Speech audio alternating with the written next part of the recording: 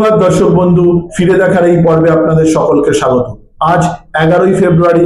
অন্যান্য দিনের মতো আজকেও কিছু গুরুত্বপূর্ণ তথ্য নিয়ে আপনাদের সামনে উপস্থিত হয়েছি। 1847 সালে আমেরিকার ওহিও শহরে আজকের দিনে জন্মগ্রহণ করেছিলেন বিজ্ঞানের মহান সন্তান থমাস আলভা এডিসন। আমরা প্রত্যেকেই জানি বৈদ্যুতিক বাল্ব আবিষ্কার করেছিলেন উনি, এবং এই আবিষ্কারটি ছিল একটি যুগান্তকারী আবিষ্কার। কিন্তু জানেন কি, ছোটবেলায় ওনাকে স্কুল থেকে বিতাড়িত করে দেওয়া হয়েছিল, এবং উনি শুধুমাত্র বৈদ্যুতিক বাল্ব নয়, এছাড়াও বিজ্ঞানের বিভিন্ন আবিষ্কার করেছিলেন, যার জন্য ওনার কাছে 1093টি পেটেন্ট ছিল। চলুন আজকের দিনে আমরা বিজ্ঞানের এই মহান সন্তানকে স্মরণ করি। 1990 সালের আজকের দিন অর্থাৎ 11ই ফেব্রুয়ারি দক্ষিণ আফ্রিকায় দীর্ঘ 27 বছর জেল খাটার পর জেল মুক্তি ঘটেছিল নেলসন ম্যান্ডেলা। নেলসন ম্যান্ডেলা বিশ্ব শান্তি ও দক্ষিণ আফ্রিকার স্বাধীনতা সংগ্রাম ও বর্ণ বৈষম্য বিরোধী আন্দোলনের এক প্রতীক ছিলেন।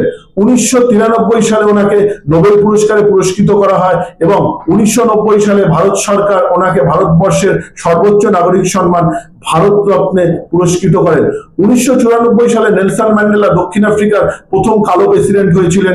চলুন আজকের এই দিনটি বিশ্ব ইতিহাসের এক অতি গুরুত্বপূর্ণ দিন, এবং এই দিনটিকে আমরা নেলসন ম্যান্ডেলার জেল মুক্তির দিন হিসাবে এবং শান্তির প্রতীক হিসাবে স্মরণ করি। 2020 সালে 11ই ফেব্রুয়ারি বিশ্ব স্বাস্থ্য সংস্থা অর্থাৎ হু কোভিড-19 নামকরণটি করেন। আমরা প্রত্যেকে এই নামটির সাথে পরিচিত। COVID-19, সিও অর্থাৎ করোনা, ভিআই অর্থাৎ ভাইরাস, ডি অর্থাৎ ডিজিজ। 19 বলতে 2019কে বোঝানো হয়েছিল, অর্থাৎ করোনা ভাইরাস ডিজিজ 2019। এই ভাইরাসের দ্বারা বিশ্বে বহু কোটি মানুষ আক্রান্ত হয়েছিল, এবং আমরা মানব সভ্যতার এক এরকম দিন দেখেছিলাম যেটা আমরা কল্পনাও করতে পারিনি, এবং বহু লক্ষ মানুষ মারা গিয়েছিলেন। যারা এই COVID-19 ভাইরাসের দ্বারা আক্রান্ত হয়ে মারা গিয়েছিলেন, চলুন আমরা তাদের আত্মার শান্তি কামনা করি এবং তাদের পরিবারের প্রতি সমবেদনা জানাই।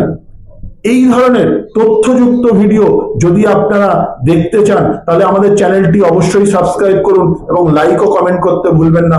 সম্পূর্ণ ভিডিওটি দেখার জন্য অসংখ্য ধন্যবাদ।